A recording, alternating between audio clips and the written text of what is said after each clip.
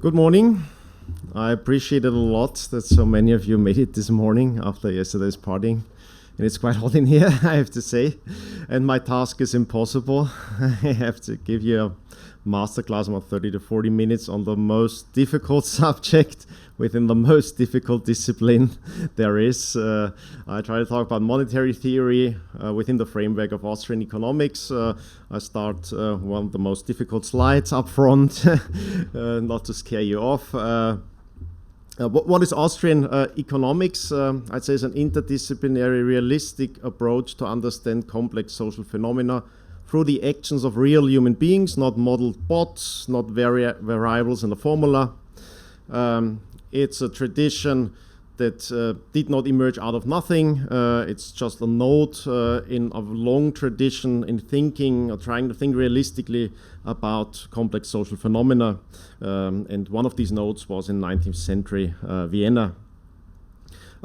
An more important theorist of that tradition, and probably the most important monetary theorist, was Ludwig von Mises in his big treatise on money and fiduciary media, not entirely correctly translated as theory of money and credit.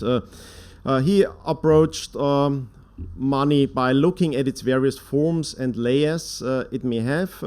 And I start with that classification to give a general idea on the different approaches and narratives you may see.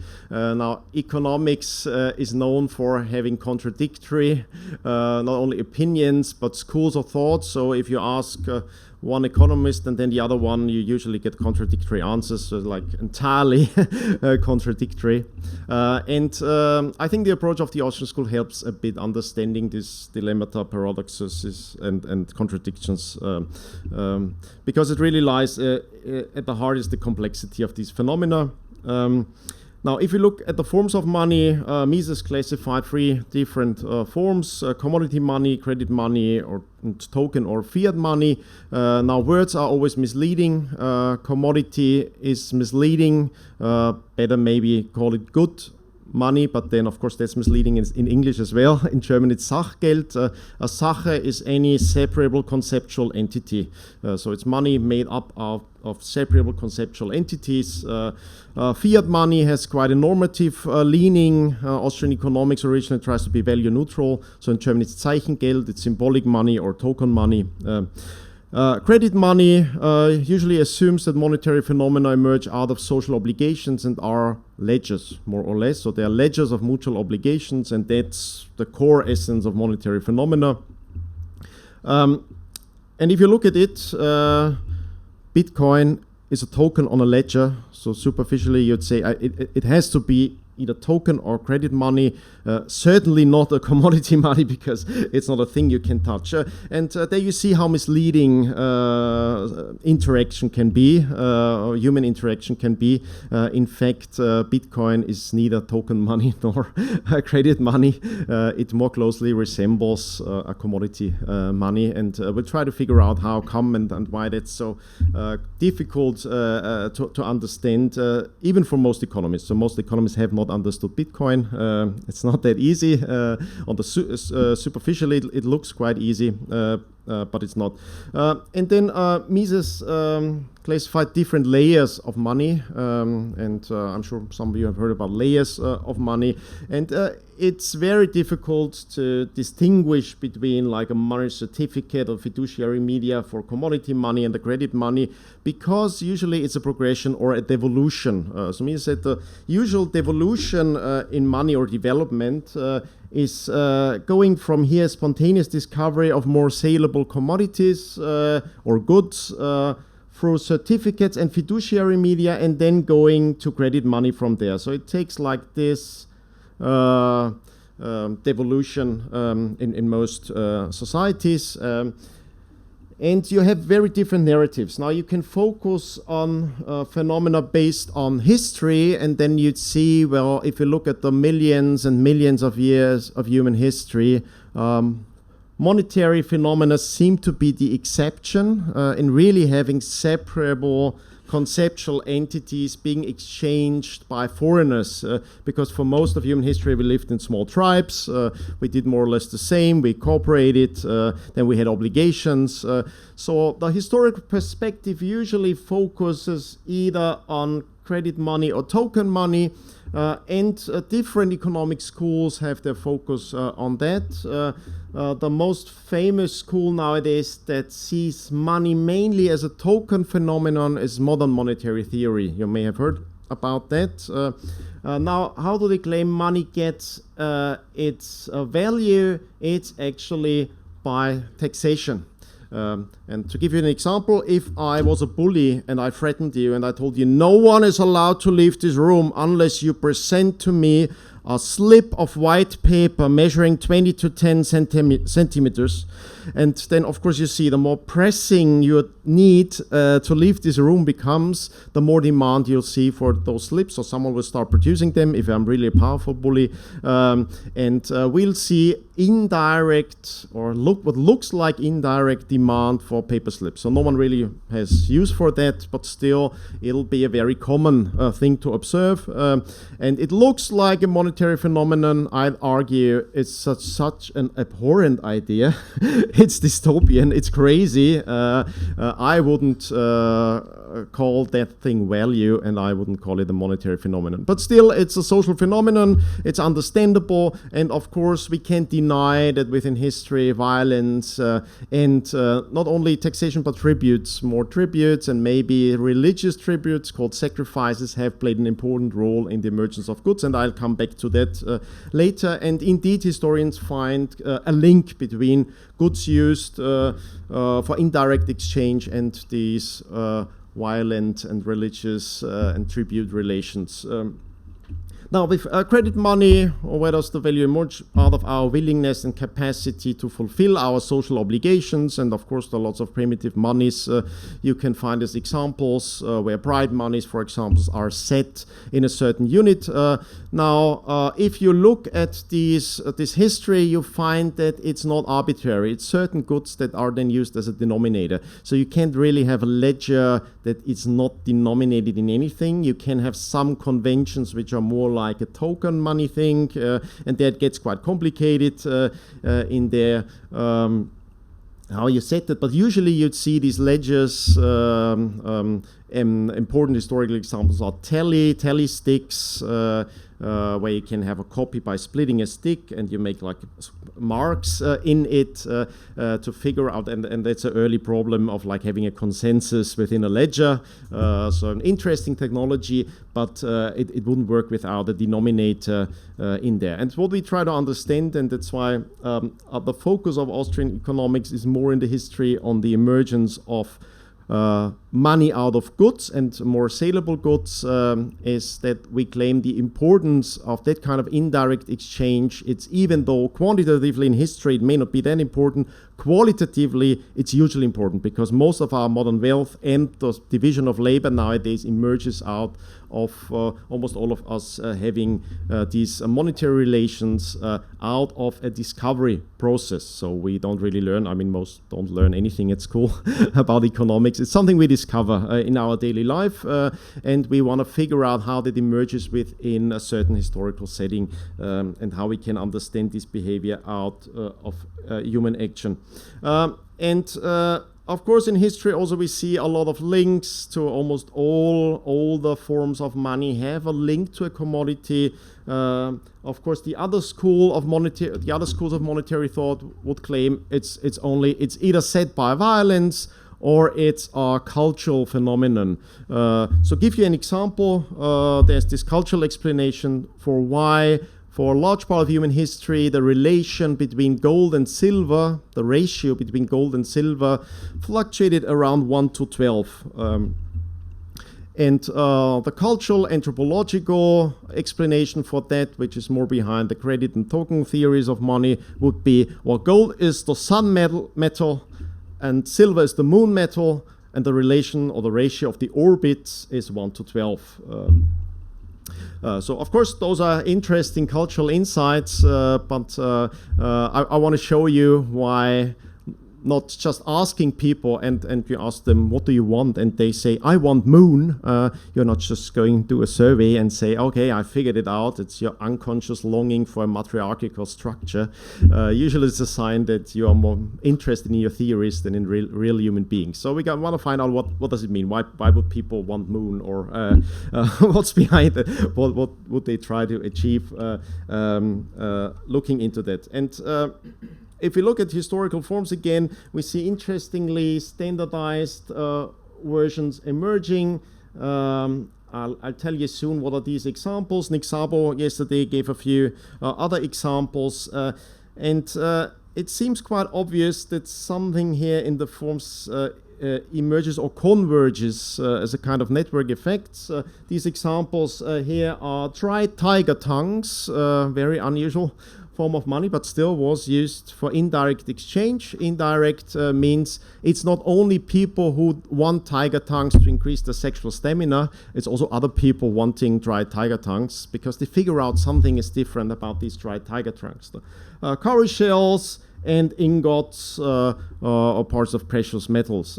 And you see very similar processes here, which of course you can claim those are cultural conventions, but it makes much more sense to figure out what changes there in the framework of human action. That's a brick of tea. And of course, most of us now associate tea is something you consume, obviously.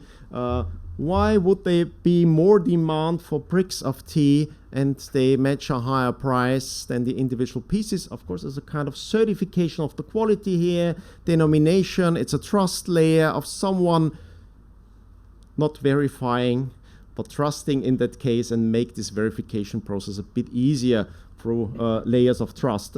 This is wampum, very important money in the US, early US, and it's just the inner parts of shells that are polished and drilled into to have them standardized, and you can collect them in very beautiful bead-like structures you can hang around. And there is old Austrian mint, and it actually tells you something written on it. It tells you the fine content in a way that's today maybe hard to understand. It tells you it's a 31 pound fine. If you present 30 of these crown coins, it's 1 pound of fine gold that it represents.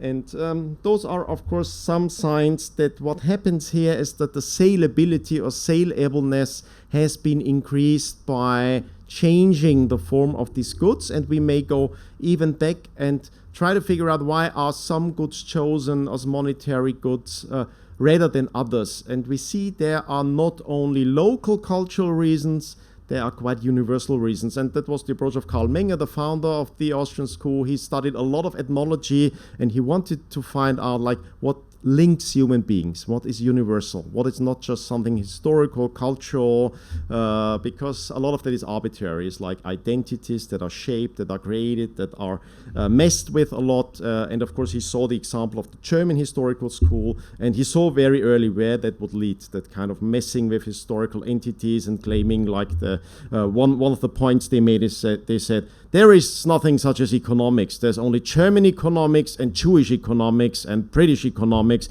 and it really depends on what kind of type you are. And Germans, of course, they are heroes, so all the laws don't apply to them of economics. They have very different laws applying to them. And you see that kind of thinking is really messed up. And it's the approach of figuring out, even if it's a very foreign form something takes, try to figure it out through the eyes of empathy and the human being, try to figure out what problems do people try to solve? And the concept here in economic theory is marketability or saleability is the same thing. You see, I mean, a lot of terms that we need, they are not always precise, but in theory we try to like set it down, give definitions. And we can give a quite complicated definition. Higher marketability means the marginal utility decreases more slowly. That sounds very complicated, but it's something where you can have a definition, and it's something how you can explain how people discover it in their daily lives. What does that mean? You are offered something, and usually the more you're offered, the lower your marginal utility. That's the law of decreasing marginal utility. Like you already got 3 apples, someone else offers you a 4th, and you say, oh, thanks, I'm fine, I'm good. Marginal utility of the 4th apple has gone down to 0, or almost 0. There are some goods, interestingly, where people say, oh yeah, keep them coming. Well, I've already given you a 3rd Bitcoin and you still want more. Yeah. keep it going, it's fine. And for some goods, people never seem to say stop. And of course, you can like make a moral case out of that and say, yeah, how evil people and how rotten we are at heart. And the Austrian school tries to be value neutral. Just figure out maybe there's something in the goods that's different. Maybe there's something entirely different there. That makes a lot of sense. So we can see with some goods there's less satiation, and because they're more universal means to our very different and subjective ends. Also another like more theoretical but interesting for the trader. You have differences in bid-ask spreads for goods, and usually the more marketable ones have lower bid-ask spreads, which means they are saleable. There's a lot of liquidity in markets. Usually means they are saleable. They're highly liquid goods. And that helps us to explain how money can be discovered and not invented. Because if we had to wait that someone invented money, such a complex phenomenon, and people understood it and said, oh yeah, I get it, now I use it, it probably would never happen. So we think it's much more likely people discover, and usually how we work in our daily lives is we don't understand the tools that we're using. We just discover that they work, or we trust people for whom they work, and we figure it out. But still, in sound economics, we can try to understand why some goods show a different pattern than other goods, and I think it's one of the keys. Now, what we observe with the different historical goods that are used, and where we see this kind of, and I'll explain it later on, the kind of indirect monetary demand emerging, is certain characteristics. But for most, it looks like an arbitrary list. It's not. If you try to figure out how could transportability increase salability, of course, it makes sense. It must be a characteristic that's crucial for salability. Why? Because, for example, if you have cattle and you go to a market and you try to sell them, you will find satiation. Every market is satiated after a certain supply.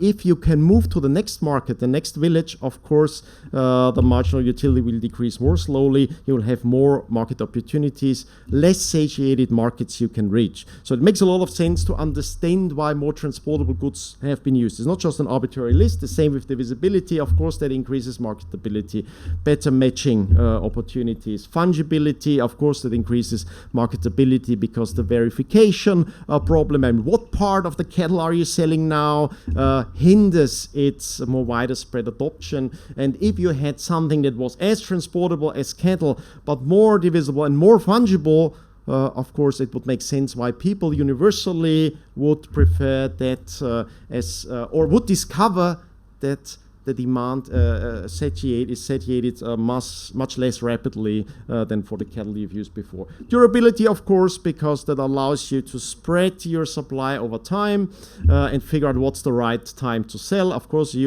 if you have to sell immediately, that's really bad for salability. It's really bad for your bid-ask spread. It goes up a lot. So all of that makes sense if you go through the approach of the Austrian school. Purchasing power as well, I'd add that here because, of course, there can be unpractical purchasing powers, like something being very valuable in a society, like a diamond, is not that useful in day-to-day exchanges, so we've seen little of diamond money emerges, even though diamond, has all of the other attributes and would be perfect. And in some situations, actually, it served perfectly well in some forms of money, but it's not the widespread phenomenon as a monetary good, and that makes perfect sense as well.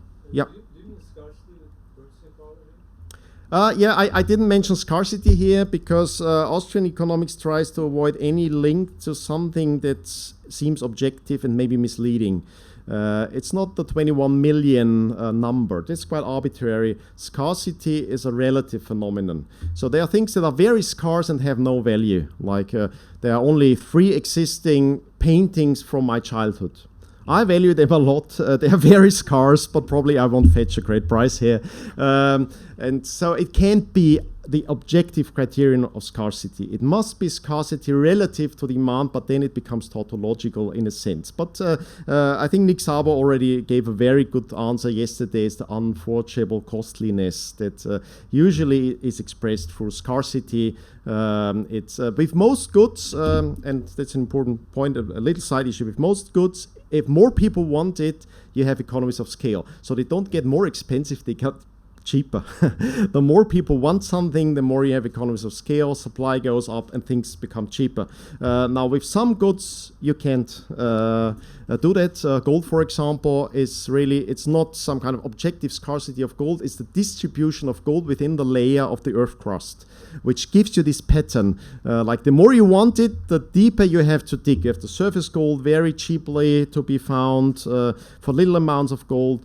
So it's not just an objective scarcity, it's that kind of, I'd say, unforgeable costliness if you have increased demand for something. So it's a bit more complicated, but so I wouldn't add it as a characteristic. It's not something you can see out of something. You can't look at it and say, yeah, tiger tongues, that must be scarce. It depends. I mean, if someone is breeding tigers just to get their tongues, the price would go down if you managed to do so. So you've all heard these functions of money. I don't like that account too much, and I'll show you a more differentiated approach of what it is, because I mean a function is really hard to grasp, and most people don't work like that. That they understand how it's a function. They have particular needs and see how that fits. But still, I mean, it's a good list here, and it all has some truth in it. Now, money is really crucially important because most people underestimate how much of modern wealth is based on the division of labor.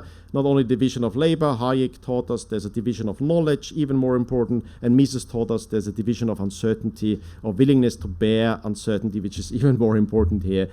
So it's all a kind of very specialized exchange that's needed to have modern amounts of wealth and allowing modern amounts of people to survive on this planet. So without money, it would be a much smaller proportion surviving, actually. So money is really crucial social phenomenon and a crucial institution, an underestimated institution. Now let's look at a more differentiated pattern of demand. In economic theory, again, a misleading term. Sorry for that. Language only has a few words, and you can use Greek terms all the time, but then no one understands them. So industrial demand means any demand for direct use cases. Okay, it's not just industry, and a large part of that, of course, demand for voluntary ends. People have ends or goals. They have needs. They want to reach something, and you can see, and that's complicating it. We'll have direct use of monetary goods as well, and that's usually what's meant by intrinsic value. A very misleading term. Austrian economics tells you there's nothing such as intrinsic value. Nothing has intrinsic value in itself. You can't look at something and say, oh yeah, I see the intrinsic value in it. It's an interactive, intersocial phenomenon value. But there is a core of truth in that concept. So with most historical monetary goods, we see a direct use of those.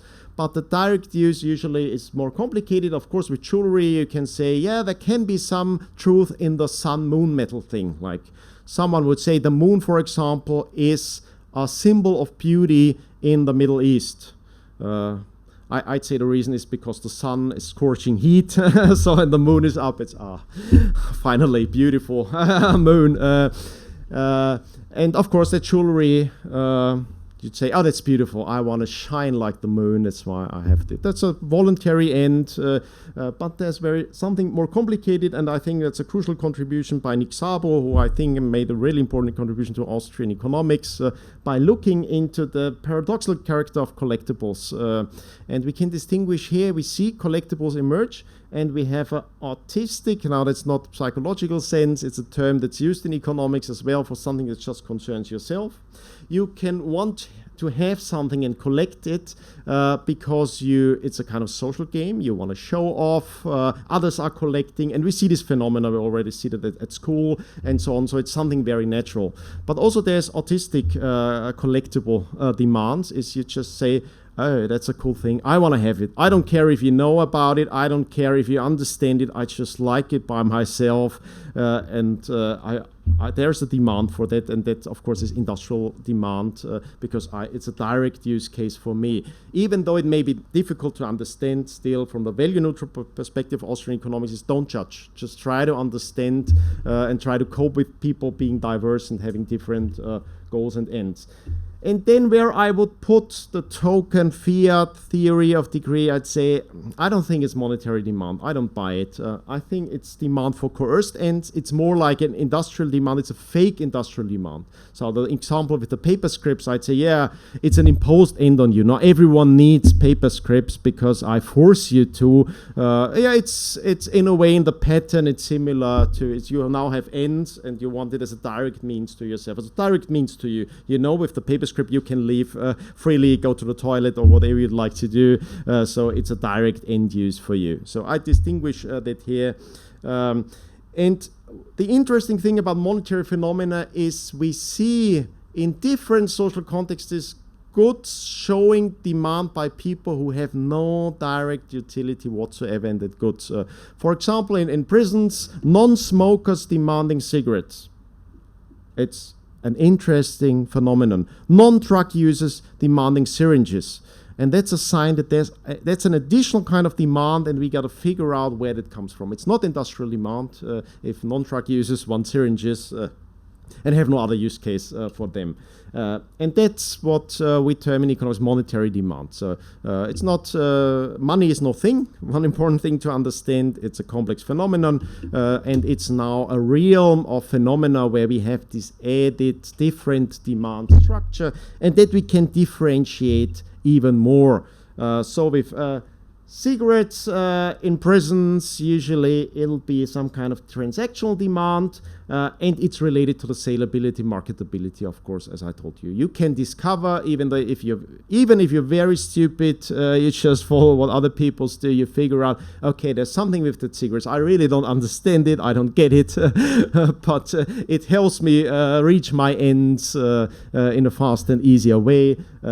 And that's demand for extended exchange possibilities. Now I figure out I want to get something. Most people don't accept anything I have to offer but cigarettes. So I need to get cigarettes to get the thing I really want to have. Maybe the syringe for me is the thing, the fix I really need. I'm not a smoker, but I use the other drugs maybe. Demand for simplification of exchange can be a thing. And of course, like cigarettes are fungible, they're standardized units, easily to be counted. That makes sense that it's more practical. So it could be just, it's not more people understanding it that this indirect demand, they figure, it's more practical. It can be even durability, other characteristics can be related more to the practicability of using it. Then we have something else, and that I call precautionary demands, and it's due to uncertainty. And that I think is an underestimated part of monetary demand. In Austrian economics, we say it's even the most important field. If there is a money instituted, if you have strong network effects, that will become the main driver of demand for money is uncertainty. So if uncertainty goes up, demand for the most liquid goods goes up. Why? Because they allow you an exchange with yourself in time.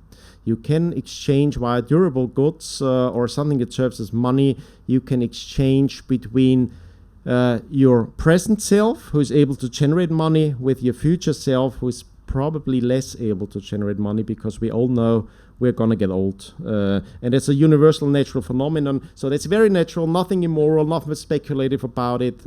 It's really, uncertainty is unavoidable. A crucial insight of Menger and Ludwig von Mises. And I think one of the strongest differences to mainstream economics, and really figuring how important uncertainty and error and wrong anticipation is in economic behavior. And then speculative demand, because there is a kind of volatility in this discovery process. It's not necessarily a direct line, like more and more people at same speed understanding it, or you just wake up and everyone knows what the money is. That's the kind of situation we live in Western societies. No one has doubts about it. It's always been there. It'll always be there, and it's the only form you can think about. Of course, now you can have a very different idea of the future, and you can figure out, I'm not so sure either, because the future may be very different, so there'll be a volatility in the kind of network phenomenon or the kind of monetary demand. Monetary demand may go down for certain currencies. It may go up for certain currencies. And I say, of course, the strong dollar reflects a strong monetary demand for very liquid currency, out of increased uncertainty, I'd say artificially increased uncertainty, mainly regime uncertainty, that's the economic term. So if the general framework becomes uncertain due to interventionism and crazy politics, more or less. And that helps, I think, explain the emergence of Bitcoin. Here, Bitcoin is really a unique phenomenon. It took me a long time to understand it, and as I said, most economists, even Austrian economists, haven't understood it yet because it's quite difficult. I usually recommend to an economist who tries to understand it, not go through your theories. Listen to people, watch people, observe them, and not just what they say, look at what they do and how they use it. And that helped me understand it, that one of the first use cases was actually demand for extended exchange possibilities on the darknet. It's a new market you can only reach via that magic internet money. You have no clue how it works and where it comes from, but you figure out in the discovery process, wow, I have the need to get a certain kind of truck at a certain quality, at a certain value, and I get a higher value if I use that kind of thing. That's a use case. I think it's overrated how important that use case is today. It's minuscule.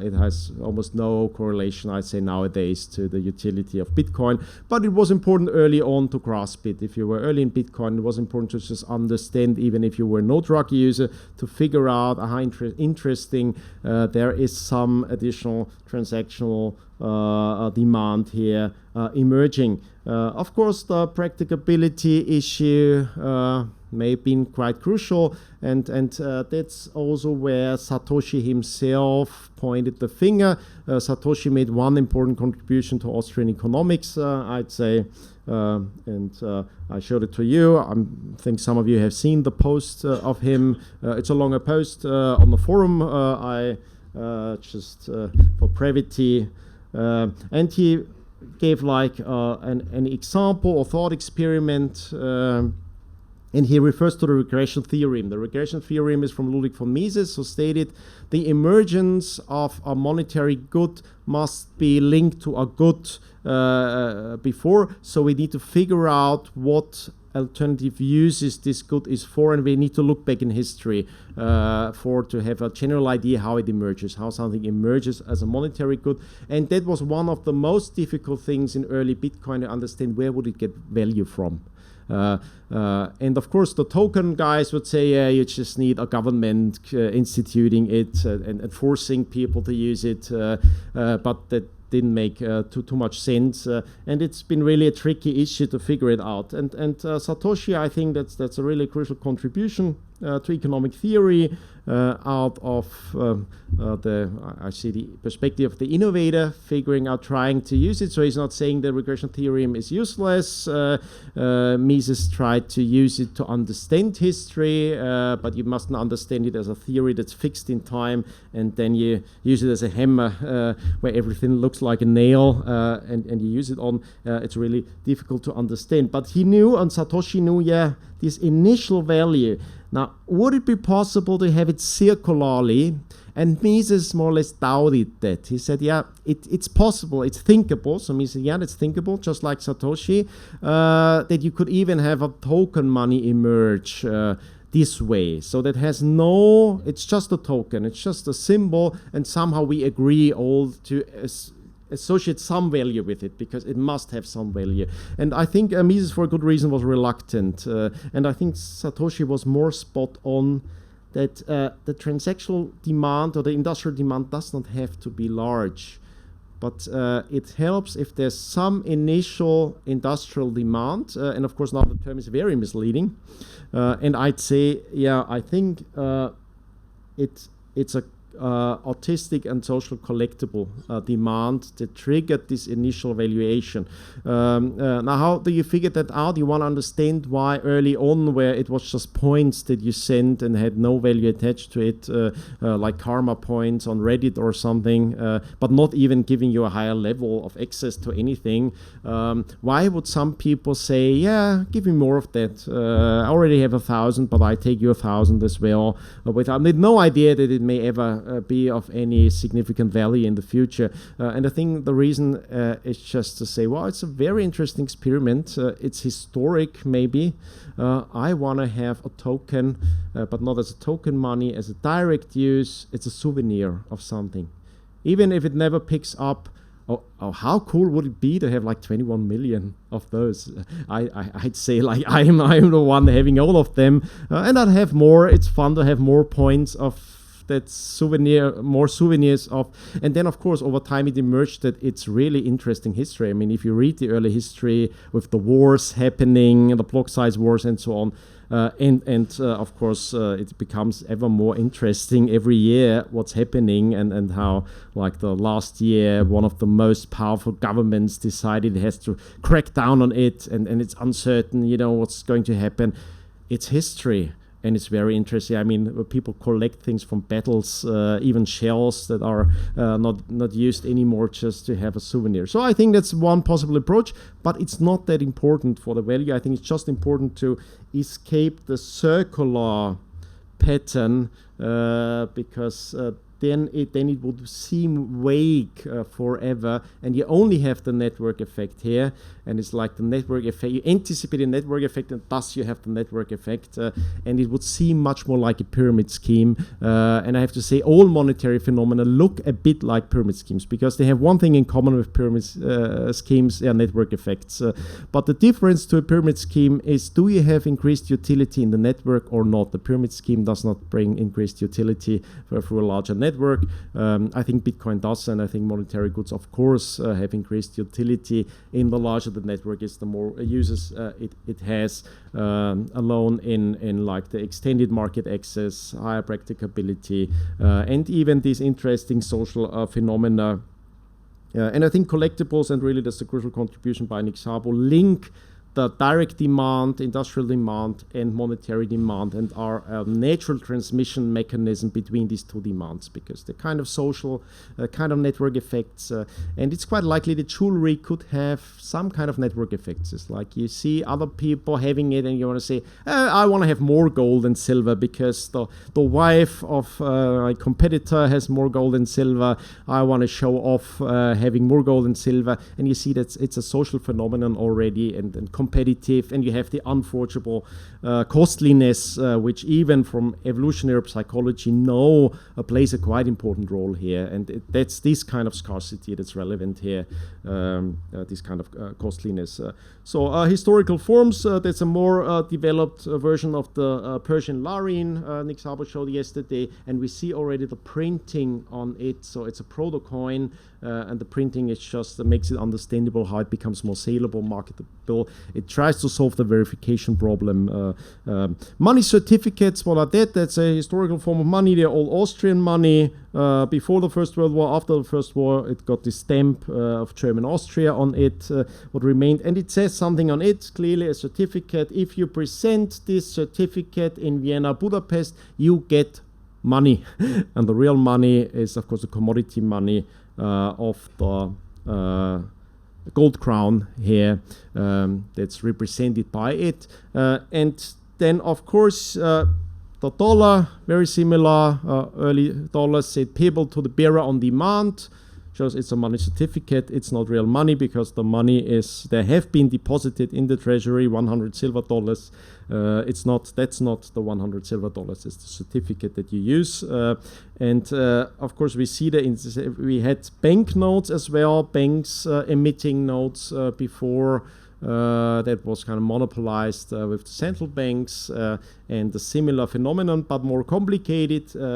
It was mostly certificates on credit money, not certificates on commodity money. It was based on bills of exchange to a large extent. Also, I mean, it differed between banks. One of the soundest banks was the Bank of Hamburg and the Hansa. They had mostly silver money as deposits, whereas the more British tradition and then the more common tradition on the continent was using bills of exchange as a form of credit money. That's actually made up the deposits in the bank, and you have a certificate backed up by this kind of credit money. You had state notes as well, famous, the French ones, the assignats, which had this unlikely backing by the expropriated domains of the church. Of course, we know from monetary theory already, real estate doesn't make too much sense as a monetary good for lots of issues. So it's unlikely that it's really a backing with, so it's unclear how to see that. I'd say it's an early form of token money, which has a kind of narrative as a land certificate. But as we've seen in history, it's not something you can count on too much.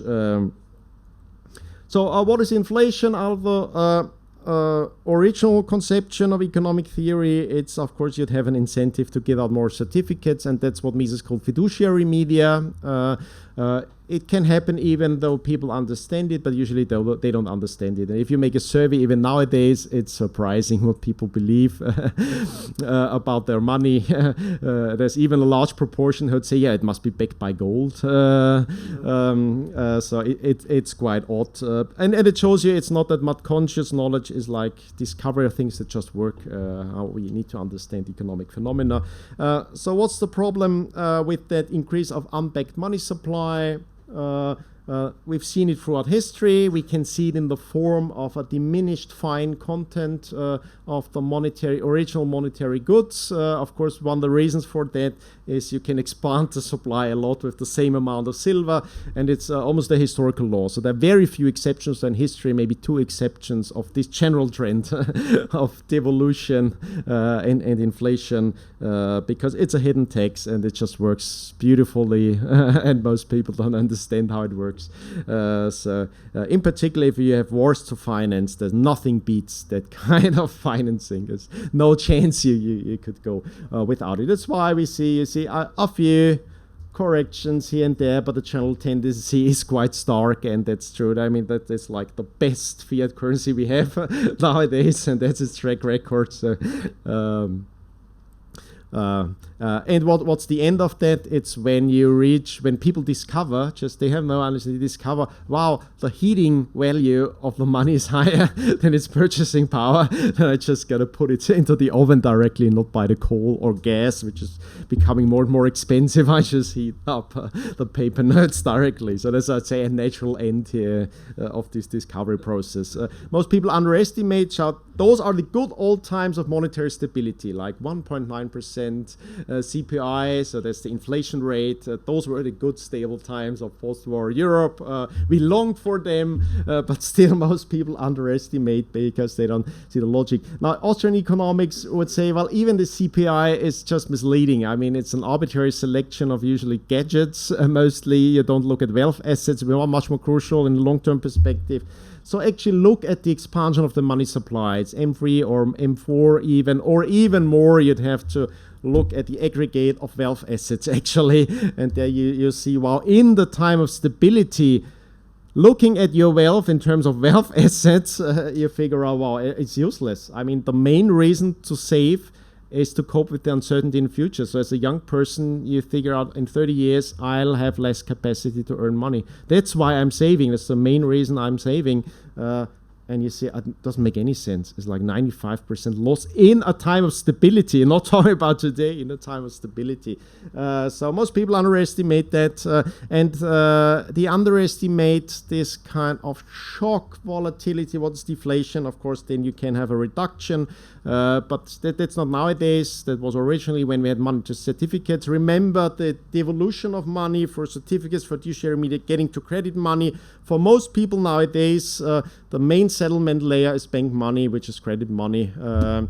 and that's your final payment as in bank money, so that's what you care about. So it depends a bit also in where in the hierarchy of the money pyramid you are to figure out what really the kind of money is you're looking at. Nowadays, and I can't go into that, it's usually complicated. I guess there may be 12 people in the world who understand the monetary system because it's a process of evolution based on interventions and it's become hugely complex figuring this out. I think Austrian economics helps a lot along the way in figuring these things out. Now, one of the main issues we see in inflation in the Austrian school is that we have business cycle theory, so we don't see this as endogenous phenomenon. We see a kind of malinvestments and distortions of the whole production structure, and that we think is the most crucial and overlooked phenomenon here. Is if you, in particular, if you mess with the settlement layer money, you'll have huge distortions. And distortions, according to Ludwig von Mises, means that the production structure over time will not be in accordance with the preferences of the people. Not with what they say necessarily, but what under choice they'd figure out. And in the long term, of course, they'd be more and more dissatisfied in figuring out, I really want something, I can't get it, that's bad. And they'd, of course, blame capitalism for not delivering for what they actually want and really want. And Austrians will help a lot understand where these distortions come from, where this unconscious feeling of being not served well by the economic structure comes actually from. And we can see, of course, the obvious example is like the best performing stock exchange, Zimbabwe. We see that obviously it's not a good sign.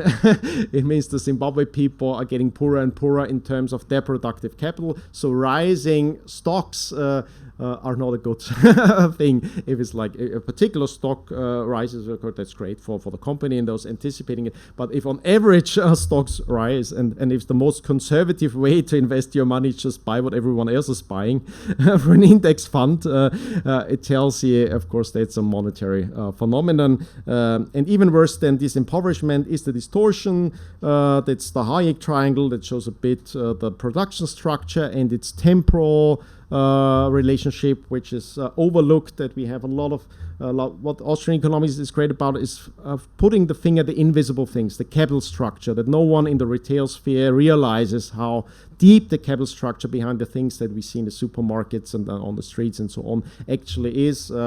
And the coordination over time with this capital within this capital structure is crucial for the long-term production structure. And what's an artificial boom? It's actually an over-expansion in the parts very close to retail and very far from retail. So you don't have only over-investment, you have malinvestments, which are not in accordance with the future willingness and capability of consumers to pay for what has been like prepared decades ahead. That's just an illustration to show there's a kind of mismatch happening, and it's related to interest rates. Now the steepness of this triangle is an indicator of the interest rates, just an analogy to understand this coordination process for capital markets happens for interest rates, and any distortion of the interest rate will have an impact, and of course is related to the expansion of the money supply. So we have these kind of artificial boom situations, like everyone is busy, all is great, but it's not sustainable in the long run. One explanation is you have this kind of unbacked expansion. Quite complicated to understand what is that unbacked expansion happening here, and there are controversies among even Austrian economists figuring out what kind of credit would be self-regulatory, self-liquidating, and what kind of credit constitutes an illusion about future productivities, and it's not that easy to distinguish. So there are different schools. I'll come back to that in a minute, but more or less we see there's a kind of correlation between the artificially extended boom-bust cycle and inflation, or generally this overproduction of fiduciary media in a monetary system. It's linked with the interest rate. We have artificially low interest rates, which are made possible. Some of you may know that the supply-demand curves, it's really just an analogy for those who know these kind of curves. If you're in economics, you can make up that artificial gap between demand and supply for capital via credit expansion, and that of course happens if you produce money out of nothing, as they call it. It's not entirely precise, this wording, but it's a short abbreviation of not depending on the real supply of savings, and thus the real decisions by consumers to shape their consumption patterns over time, which would be crucial for a matching between the production structure and the actual long-term preferences of human beings. So this pattern we've seen in history, or rather post-war history, as we claim, where this secular trend up is a monetary trend to a certain extent, not 100%. Of course, there'd be productivity increases, technology, innovation, and so on. But this general tendency is driven much more than people assume by monetary for monetary reasons, and the volatility is not stabilized and minimized by central banks. Is actually increased by central banks, and we can see quite a match between the policies, in particular nowadays the propaganda of central banks, I'd say, and so that's like the interest rate policy, and usually it goes. It's very closely correlated to the crashes happening. You see the darker areas here, and of course we're entering now a phase of recession, potentially stagflation tendency for a while. But just to give a brief hint here. Now, this general question, and that's been sometimes discussed among the more advanced discussion of Bitcoin, this question, I mean, what's the role of credit in an extended economic order? What does Bitcoin fix there? Would Bitcoin replace most of credit, some of credit? And there really it's an old historic debate between different schools. It emerged out of the debate in Great Britain, which had a very developed, quite modern banking system early on. And those two schools are usually distinguished as the currency school and the banking school. The currency school tended to be quite strict in the expansion of credit through banks and would restrict it as much as possible, whereas the banking school claimed that if you have competing banks, it'll be self-regulatory. And of course, both are based on a world that's not our world anymore. And that's now quite interesting, why I would say that the modern monetary theory in its descriptive part is closer to reality than most textbook economics. And it may seem odd. The thing is, modern monetary theory is quite old. It emerged out of the state theory by Gustav Knapp. And when it emerged, it seemed crazy. So Mises wrote about it, Menger referenced it. It seemed crazy. But the thing with bad economics, unfortunately, is if the model does not match reality, you'd say, fuck the world, fuck reality.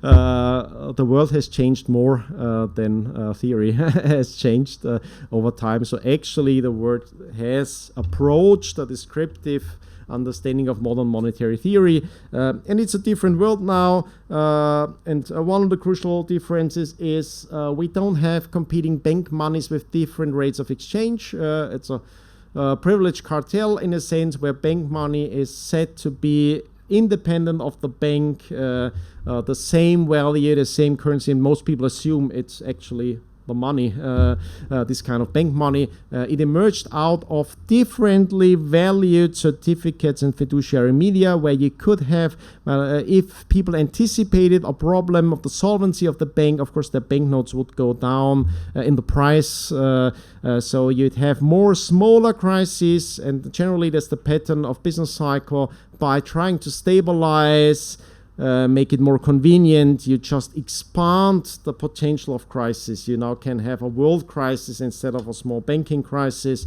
of just banking collapsing would be totally normal that companies collapse, in particular if they are doing fiduciary media, emission of fiduciary media, which is the kind of unbacked, not really certificates claiming you have a demand deposit, which is not actually backed by liquid assets to the amount needed to cope with the natural volatility of business cycles. Yeah, go ahead. Brief question. Oh, I'm sorry, I'm running over time. I can't take any more questions here. Just let me mention briefly, and you can approach me in private. There's something in between. It's the free banking school, the real bills doctrine. It's all about the question, would, for example, bills of exchange be self-liquidating or not? If you have a sound settlement layer, could it be that you have credit instruments that don't lead to a business cycle because in a sense you can't over-expand? That's an open question. Very different approaches here.